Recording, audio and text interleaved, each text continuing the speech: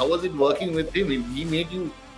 He made quite drastic changes when he was the coach, and one of them was making you open the innings for KKR. That really turned things for you.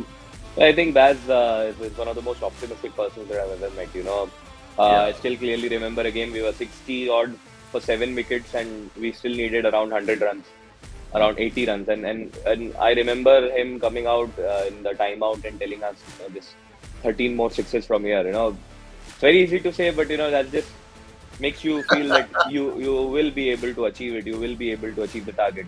He's very optimistic. At the same time, he's again very composed and very poised in the dugout. Doesn't let the pressure affect anyone.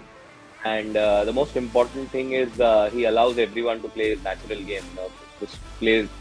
He tells everyone to play their natural game. It's very important for people to uh, in in search of extraordinary to lose the normal. But he always backed us to do the normal things, to do the basics right, and just enjoy the game. It's a game after all. So to go out there and enjoy the game and be thankful for every day. Tell me your experience of Rahul Dravid as a coach of Team India. Rahul sir is also a legend of the game. He's a stalwart and he's achieved so much for the country.